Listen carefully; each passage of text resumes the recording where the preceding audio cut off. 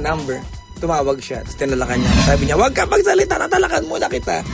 Isang lalaking hindi naniniwala sa sakramento ng matrimonya, ngunit sa isang sandali, nabago ang paniniwalang iyon nang dahil sa pag-ibig. 3:00 ng hapon nitong April 28, Linggo, sa Shrine of Jesus, nang magpakasalang radio jock na si John Gemperli, or better known as Papa Jack, at Tony Rose Manago. Yun, sumipot naman yung yung bride ko. Nag-aalala ka baka hindi dumating eh. Pag nakita mo pala yung bride mo na naglalakad palapit sa'yo, tapos sa simbahan pa, medyo silhouette pa yung dating niya. Ang ganda-ganda niya nung araw na yun. So, 2 taon silang magkasintahan ng kanyang misis. Engaged na kami for 1 year. So actually yung date na April 28 ay wala namang significance sa amin yun eh. Actually ako nagmamadali magpakasal sa kanya. Baka mawala pa siya.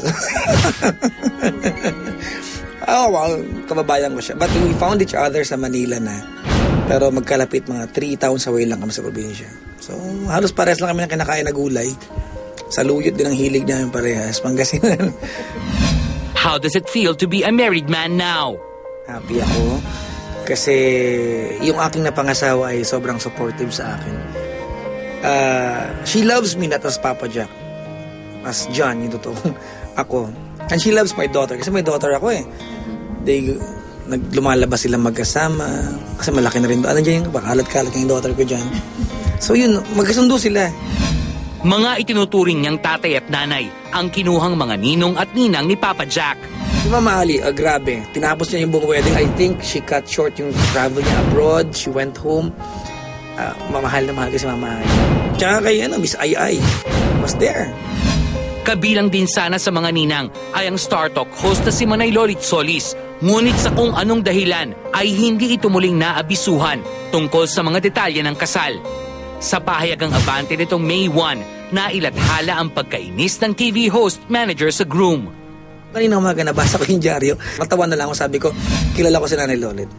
The way na mag-crack siya ng tampo niya, siguro na-exaggerate na lang. Pero kanina, tumawag na naman ako. Hindi ko na naman siya inabot. Nag-iwan na lang ako number. Tumawag siya, tinalakan niya ako. Sabi niya, "Wag ka magsalita, tatalakan muna kita." Sabi ko, at the end of it, sabi ko, "Nay, I love you. Wala ka ng choice, ni nang nakita." Sabi niya, ng anak mo sana. Nandun ako, sabi ko, naman. Ayun, kinabi ko agad sa wife ko na. Sabi niya daw, si Nanay Lolit, pwede bang gawa na tayo? Bakit nga ba hindi muling nasabihan si Manay Lolit? And then sabi niya, padala invitation, ganyan. It took a while bago ma-print yung invitation. So nung final na sa akin ng invitation, tumatawag na ako sa kanila.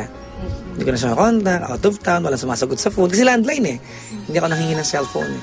Finally, on a Friday, 2 days bago yung kasal ko, nakontak ko yung babae sumagot. Nasa Bicol yata siya. Tawag ka mamayang gabi ulit. Tawag ako. Ay naku, wala pa po. Bukas po, dali niyo na lang po sa makeup. Habang nagpapamake-up siya yung invitation. That's Saturday. Naka-check in na ako sa hotel. I cannot go out anymore. So, hindi ko na nadala. Nahilolit ko kung makapanood mo to, ayun, hindi ko alam address mo. Alam ko sinugod na kita at inakap kita. So, ninang kita, wala ka namang choice. Sumuo ka na. Galit ka man o hindi, ninang pa rin kita. Pangalawang magulang at I think it's never wise na magtanim ng sama ng loob or mag-inarte sa magulang. So, Nanay Lolit, I love you.